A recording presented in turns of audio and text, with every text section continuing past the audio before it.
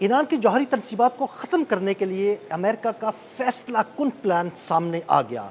America ने अपने B-1B bomber तैयारे तैयार करना शुरू कर दिए, जिनकी मदद से ईरान पर किसी भी वक्त बड़ा हमला किया जा सकता है। ये B-1B बमबार तैयारा आखिर किस बला का नाम है और B-2 के बाद इस B-1B बमबार तैयारे का इंतखाब क्यों किया जा रहा है, इस बारे में अज़हर अली ख़ान से बात करते हैं।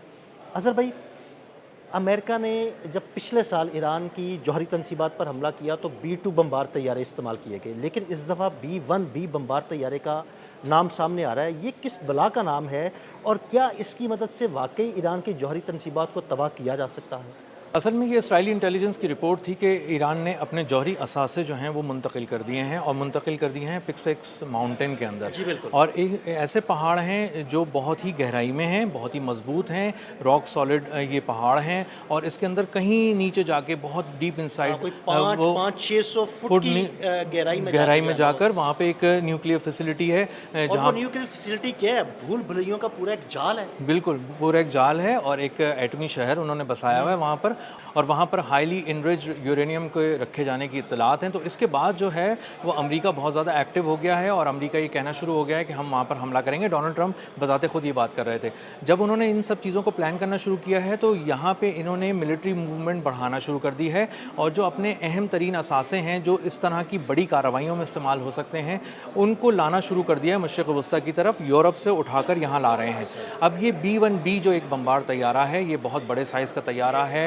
ये तकरीबन 24 क्रूज़ मिसाइल एक साथ फायर कर सकता है, रख सकता है और इनको लेके जा सकता है। इसी के साथ साथ JASSM जो ER एक मिसाइल होते हैं ये उनको भी फायर करने की सलाहियत रखता है और इसका मतलब ये है कि ये बड़े पैमाने पर बारूदी मवाद एक ही जगह पर गिरा सकता है और इसको अपने टारगेट के ऊपर उड़ने की ज़रूरत नहीं होती। ये बहुत ही लॉन्ग रेंज किस्म की चीज़ें फायर कर सकता है। बहुत दूर रहकर भी जो मिसाइल फायर करेगा वो ज़्यादा तादाद में फायर करेगा और ज़्यादा तादाद में मिसाइल अपने हदफ को निशाना बनाएंगे। जी बिल्कुल, पहले मिसाइल फायर करेगा और बहुत सारे मिसाइल फायर करने के बाद अपने हदफ को जब बहुत बुरी तरह निशाना बना लेगा तो वहाँ पर बमबारी भी अलग से करेगा। अच्छा। बम भी गिराएगा वहाँ से गुजरते हुए। तो ये अपने असल में हदफ को पहले से तबाह कर चुका होता है और उसके बाद उसके पास आता है और थोड़े बहुत जो कोई कमी उसको नज़र आती है कि रह गई है इसमें हमले में तो वो उसके बाद से बम गिराना शुरू करता है और एक बारिश है जो बारूद की आसमान से की जाती है और वो ज़मीन पर हर तरफ आग लगा देती है, तबाही फैला देती है। तो इसलिए B-1B का इंतखाब इसलिए किया गया है कि तकरीबन कोई 4 के करीब इनके बारे में बताया जा रहा है। 4 B-1B तैयारे हैं जो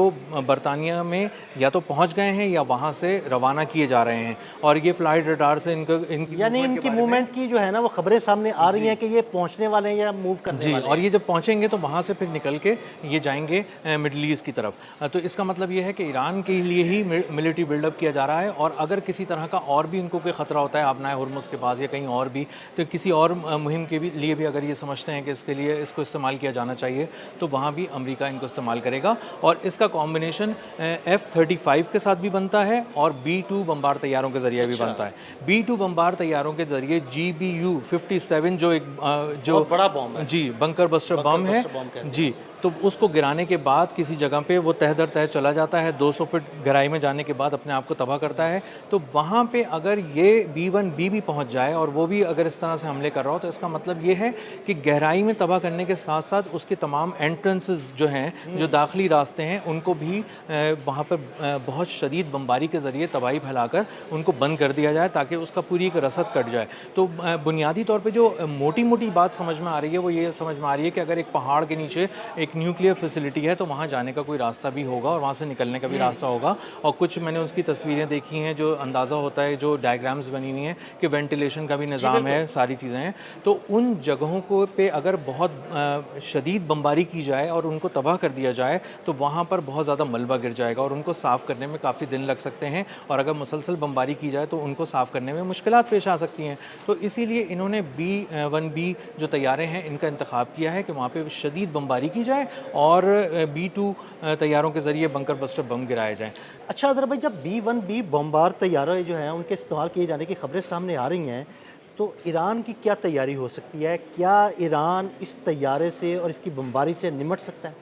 ईरान के पास पहले एक प्लान ये था कि जब कभी भी हमारी न्यूक्लियर फैसिलिटी पे हमला होगा तो वो कहीं सहराओं में होगा, पहाड़ों के करीब होगा, तो हम उससे निपटने के लिए एक पूरा जाल बिछाएंगे मौत का। उसके अंदर बहुत सारे स्नाइपर्स भी होंगे, उसके अंदर बहुत सारे शॉर्ट रेंज बैलिस्टिक मिसाइल्स का भी इस्तेमाल किया जा सकता है और बड़े पैमाने पर उनका शिकार किया जा सकता है जो दुश्मन उसके लिए आएगा।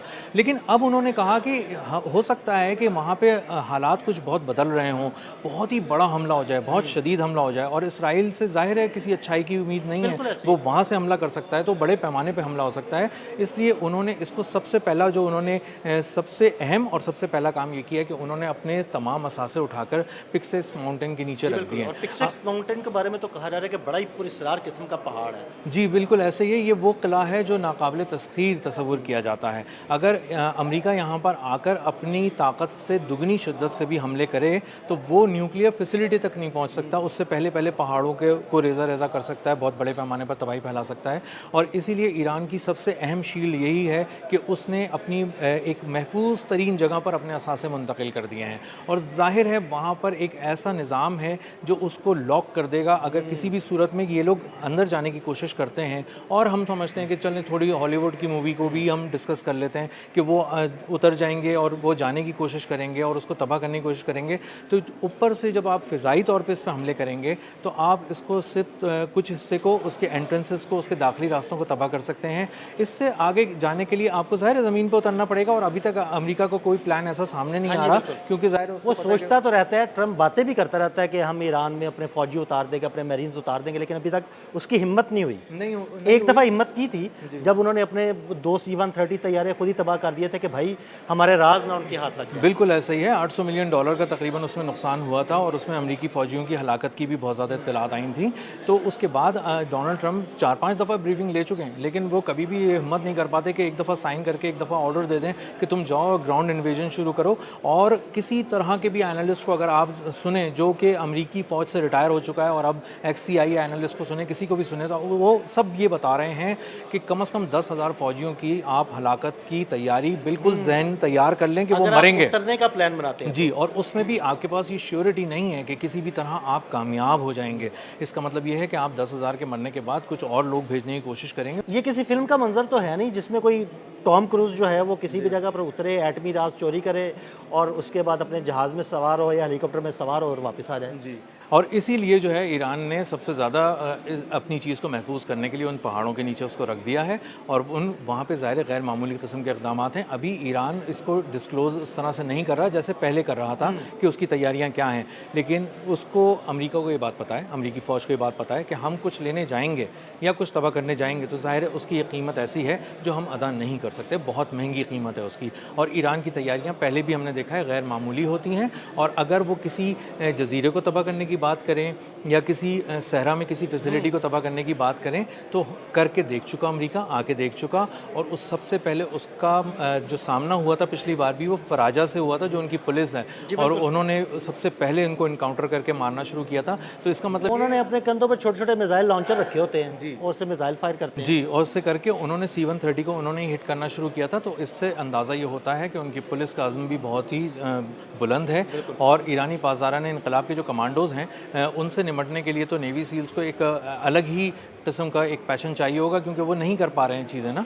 तो इसका मतलब ये है कि ईरान ने जहाँ पे पहुँचा दिया है यही उसकी शील्ड है, यही उसका बॉम्ब है, यही उसकी हिफाजती हिसार है। ये पहाड़ जो है पिक्सेक्स, ये बहुत ही इंपॉर्टेंट है। और यहाँ तक जाने के बाद ये बात इसराइली इंटेलिजेंस ने नेतन्याहू को जो बताई है वो वन लाइनर काफ़ी है कि वहाँ तक पहुँचना नामुमकिन है, हम अब ईरान के अफजूदा यूरेनियम का कुछ नहीं बिगाड़ सकते। बहुत शुक्रिया अज़हर भाई। अज़हर भाई ने बड़ी तफसील के साथ इस सारे मामले पर रोशनी डाली। मज़ीद अपडेट्स के लिए फॉलो करते रहें। अदील अहमद और अज़हर अली खान को इजाज़त दीजिएगा। अल्लाह हाफ़िज़।